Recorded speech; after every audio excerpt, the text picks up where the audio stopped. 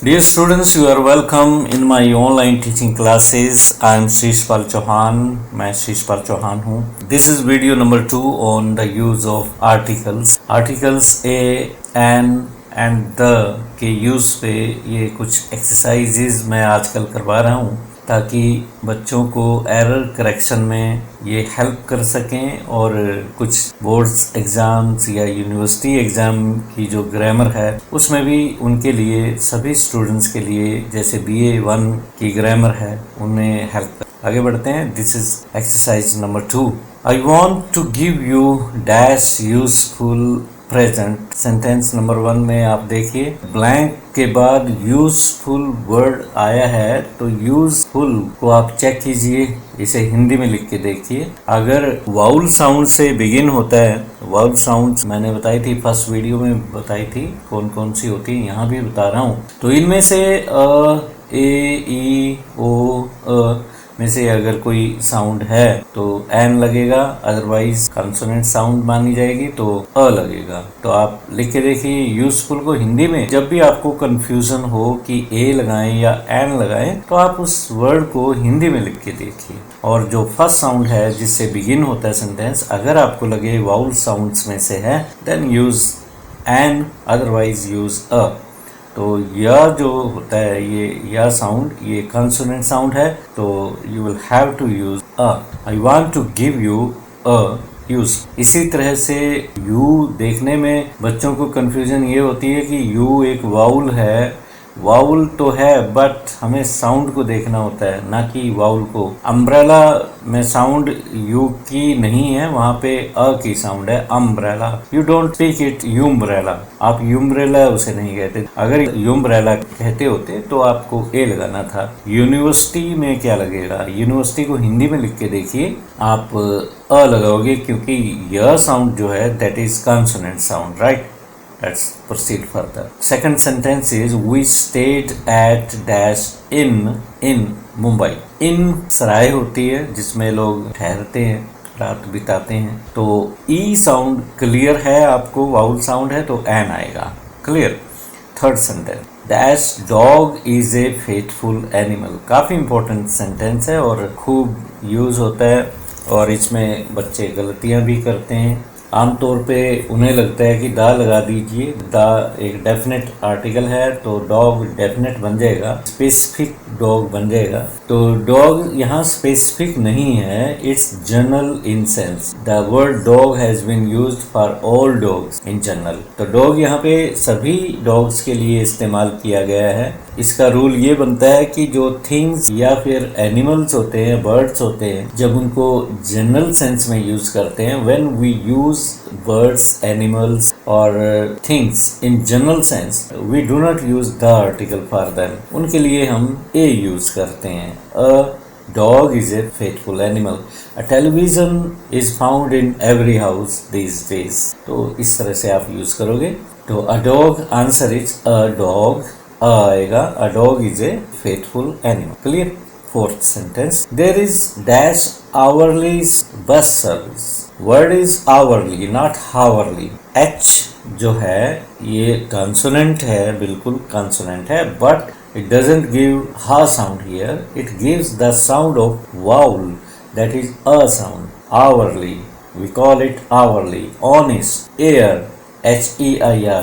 तो ये word confuse करते हैं बच्चों को, तो आप समझ लीजिए, make it a rule that when there is vowel sound of any consonant looking letter in a word in the very beginning, so use an in front of it. There is an hourly bus service. Fifth, what dash beautiful flower it is. बहुत ही common sentence है, papers में आता है। जब भी आपको इसका shortcut way बता रहा हूँ आपको लर्न करने के लिए, व्हाट से बिगिन हो और लास्ट में फुल स्टॉप की जगह साइन ऑफ एक्सक्लेमेशन हो, मींस एक्सक्लेमेटरी सेंटेंस हो, तो व्हाट ए लेता है। ए और एन का चुनाव आपको करना होगा ब्लैंक के बाद जो वर्ड आया है उसके फर्स्ट लेटर को देख के। If it sounds like consonant then use a, if it sounds like a vowel then use an. beautiful. B sound is consonant sound. You will use a. What a beautiful flower it is. तो ये सारे A लेते हैं. What a beautiful flower it is. Sixth sentence. I shall go there if I get dash opportunity. Opportunity में क्या आता है आपको बोल के सुन के देखिए. opportunity. तो अ साउंड है. ओ देखने में ओ है but it's giving a sound here. Opportunity नहीं है. This is opportunity. बहुत से वाउल्स हैं वो डिफरेंट साउंड्स प्रोड्यूस करते हैं. ये वीडियो अलग से बनाऊंगा मैं. I get an opportunity. Upper not ओपर. ऐसे ही बच्चे प्रोनाउंसिएशन में गलती कर देते हैं. वर्ड ONION क्या बोलेंगे आप इसे ओनियन बोलेंगे. No, this is onion. O sound a sound को प्रोड्यूस करेगी. अनियन. इसी तरह अदर को बहुत से बच्चों से मैंने सुना है other. This is not correct pronunciation of the word. The word is other not other. 7. Dash sun is shining brightly today. Sun ये यूनिक प्लैनेट है. अर्थ एक यूनिक प्लैनेट है. मून एक यूनिक प्लैनेट का दर्जा मिला है इन्हें, इसलिए द यूज करोगे. The sun is shining brightly today. 8th sentence है Banaras is dash holy city. Right. तो जब भी आपको ये कॉम्बिनेशन मिले ब्लैंक के बाद तो नाउन से पहले एडजेक्टिव आपको मिल जाए कोई. जैसे यहाँ पे सिटी नाउन है, होली ये पवित्र जिसे कहते हैं, होली एडजेक्टिव है, विशेषण है. तो ए या एन तो लगेगा पक्का, मान लो इसे. आप ये नहीं कह सकते this is holy city. No, this is a holy city, क्योंकि हर साउंड यहाँ पे प्योर कंसोनेंट है तो आपको अ लगाना पड़ेगा. Banaras is a holy city. Next sentence है the guide knows dash way. अब इसमें आप क्या कहोगे. The guide knows a way. Away का मतलब अगर अ लगाओगे तो कोई रास्ता.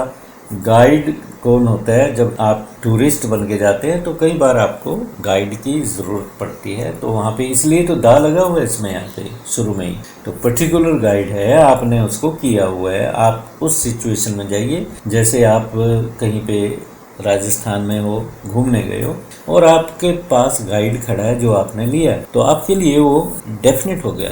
The guide knows dash way. The way. The guide knows the way. 10th sentence he looks as stupid as an owl. Owl आ साउंड वाउल साउंड है, it will take an owl. Okay. अब exercise 2 पे आ जाइए. She is MA. MA Hindi में लिखिए, ए से लिखा जाएगा. वाउल साउंड है तो एन आएगा. Second sentence they by the Hindustan times daily. The इसलिए आया कि कुछ ऐसे अखबार हैं उनके नाम से पहले द ही लिखा जाता है. मोस्ट क्या है, दिस इज सुपरलेटिव डिग्री, तो EST वाली हो या मोस्ट वगैरह लग रहा हो तो द आएगा. फोर्थ है I held him by the collar. तो जब भी इस तरह बाई वाला सेंटेंस हो, आई हेल्ड हिम बाय वगैरह वगैरह हो तो द लेते हैं, the collar. He always speaks. Truth से पहले द आता है और लाई से पहले ए आता है. Don't tell a lie. 7th sentence a cow is a useful animal. जैसे डॉग था, a dog is a faithful animal. This is a cow is a useful animal. 8th sentence है he is an honourable. Honourable नहीं है, honourable आ sound है, an आएगा. और we had a very tiring journey. Journey singular है और जब ये एडजेक्टिव आते हैं, वेरी वगैरह एडवर्ब है, एडजेक्टिव टायरिंग है, अ वेरी टायरिंग जर्नी. और 10th है he was carrying an umbrella. ये तो सभी का ठीक होगा.